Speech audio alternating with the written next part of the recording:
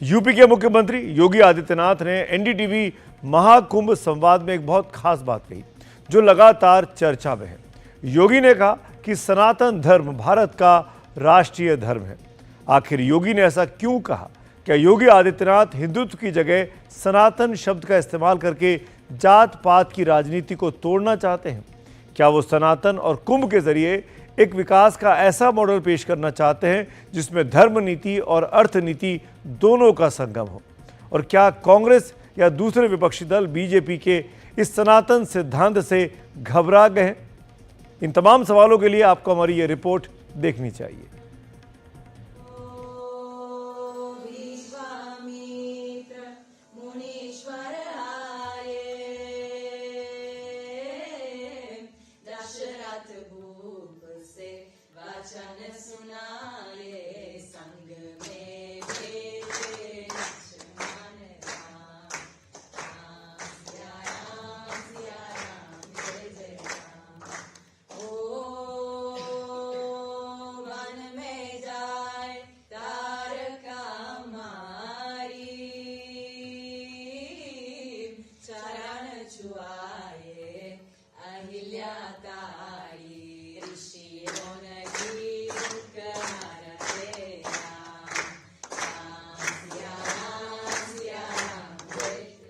Venkayya Maryam Italy की रहने वाली हैं, बैक्यूवेन मैरी फ्रांस की और मोक्षिता नेपाल की हैं।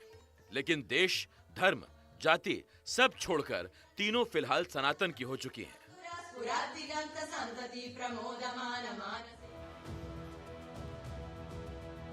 दरअसल एनडीटीवी के साथ बातचीत में यूपी के मुख्यमंत्री योगी आदित्यनाथ ने सनातन को लेकर जो बात कही है उसने एक बड़ी वैचारिक बहस छेड़ दी है।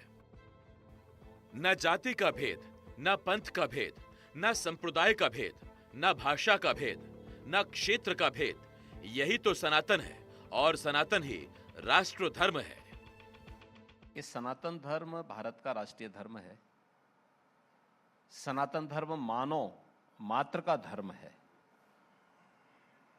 उपासना विधियां अलग अलग हो सकती हैं, पंथ संप्रदाय अलग अलग हो सकते हैं, जाति अलग अलग हो सकती है, लेकिन धर्म एक है और वह धर्म सनातन धर्म है।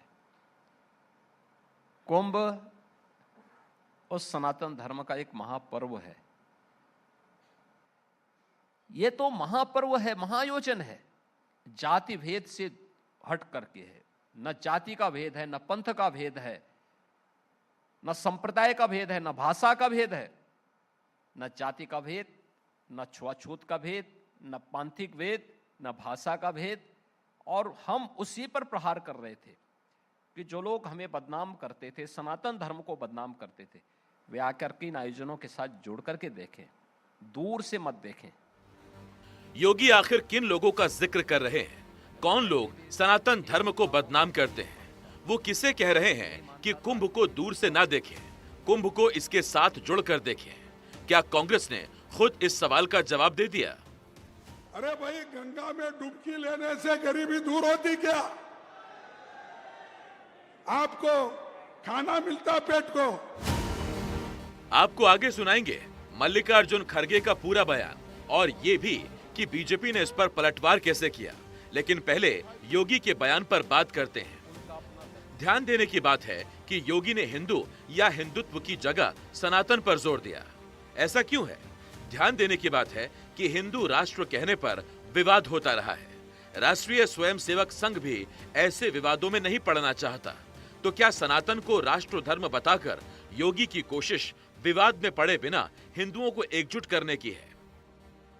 यानी फॉर्मूला बस इतना है कि सांप भी मर जाए और लाठी भी ना टूटे।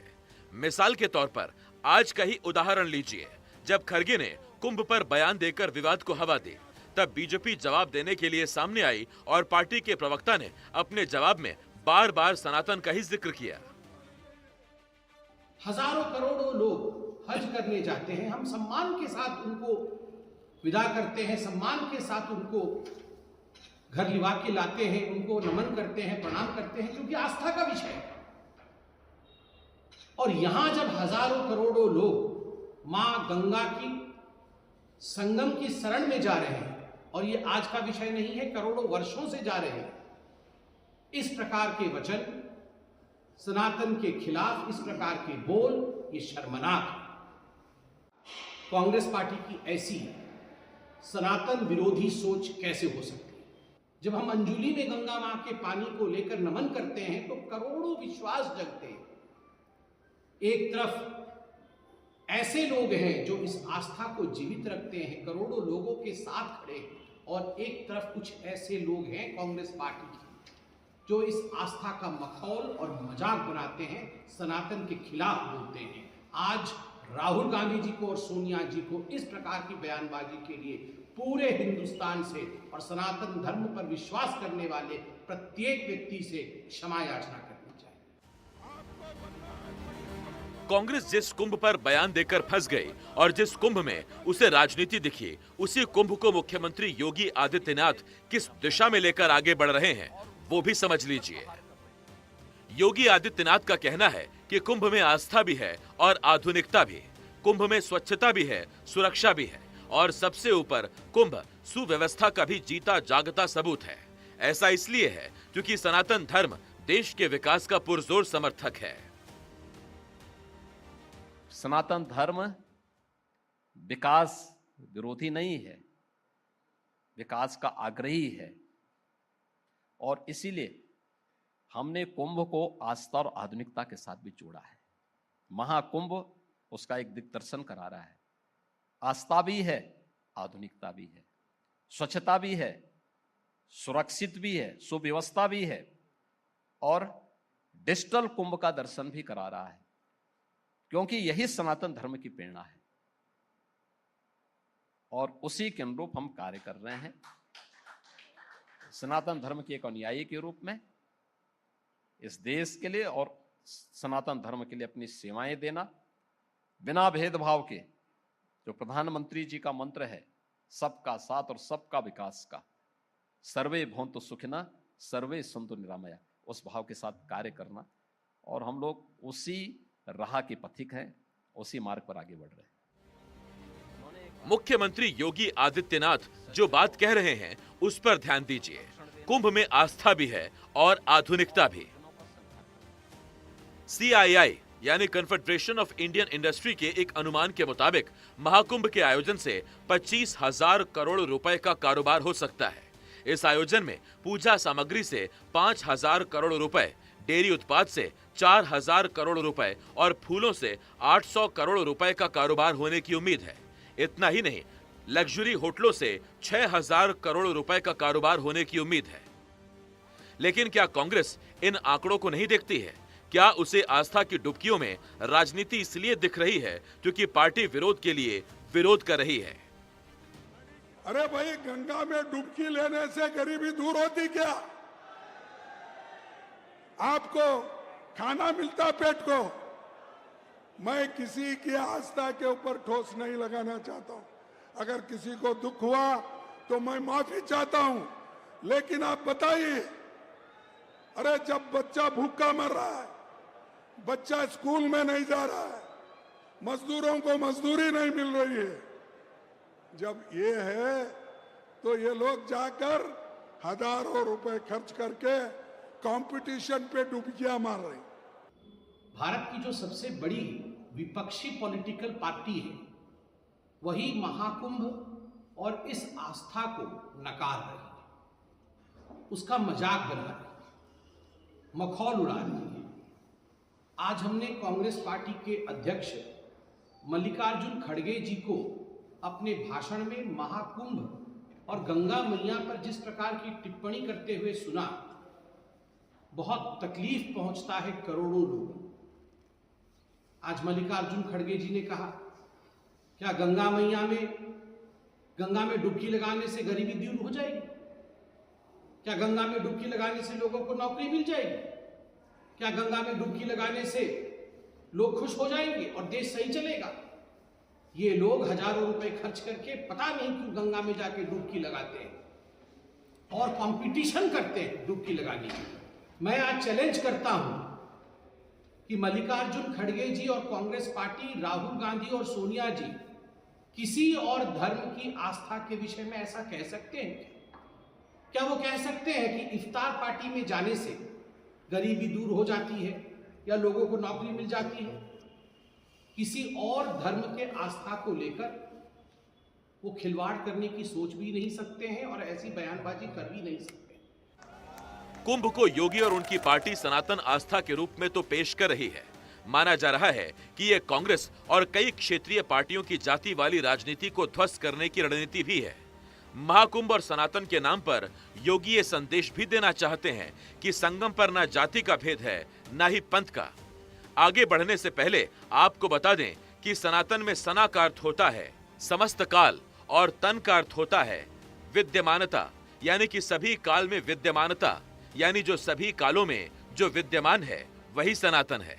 इस सनातन भाव में परोपकार है, क्षमाशीलता है और सबके मंगल की प्रतिज्ञा से व्यक्त होने वाली भावना है। सनातन धर्मी होने का अर्थ है विश्व के मांगल्य की कामना करना और उसके लिए प्रतिज्ञाबद्ध होकर के जीना। एक राष्ट्र के रूप में भारत जब अपने को सनातन धर्मी कहता है तो उसका तात्पर्य होता है कि यह विश्व मात्र के कल्याण की अपनी सनातन प्रतिज्ञा को जीने वाला है। तो क्या यही वो मूल्य हैं जो सनातन धर्म को सबसे अलग करते हैं? क्या सनातन की तुलना किसी मजहब से करना इस धर्म को कम करके देखना है? जरा सुनिए सनातन बोर्ड के गठन के सवाल पर एनडीटीवी से खास बातचीत में योगी आदित्यनाथ ने क्या कहा। कि अभी वो वक्फ बोर्ड के सामने सनातन बोर्ड की बात चली तो मैंने आपका बयान पढ़ा जिसमें आपने कहा है कि हम लोगों को ऐसी बातें नहीं करनी चाहिए और अभी हमको पता है कि वीएचपी वाले ये डिमांड कर रहे हैं, तो जाहिर है कि वो एक समविचारी लोग हैं। देखिए, एक चीज हमें ध्यान में रखना होगा, जब भी हम सनातन धर्म की तुलना किसी मत और मजहब से करते हैं तो हम सनातन धर्म का अवमूल्यन करते हैं।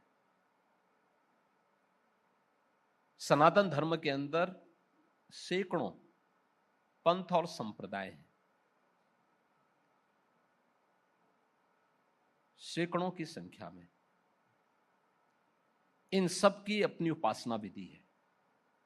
उन उपासना विधियों में उनका एक फिलॉसफी छुपा हुआ है, उनकी अपनी एक अलग, उनका अपना दर्शन है। आप किसको नियंत्रित करेंगे? इससे बड़ा अज्ञानता का दूसरा प्रश्न हो ही नहीं सकता। आप अपने आस्था के केंद्र बिंदु पर सरकार को हस्तक्षेप करने का एक रास्ता दे रहे हैं। और याद रखना, धार्मिक आस्था पर सरकार को हस्तक्षेप करने का अवसर भूल से भी नहीं देना चाहिए, कभी नहीं देना चाहिए। आस्था के मुद्दे धर्म गुरुओं को तय करने देना चाहिए। संदेश एक है, विवाद नहीं, विकास चाहिए। जब सीएम योगी सनातन का जिक्र करते हैं तो सिर्फ राजनीति को नहीं साधते हैं, बल्कि एक ऐसा मॉडल भी पेश करते हैं जो समान भाव रखने वाला और समावेशी है।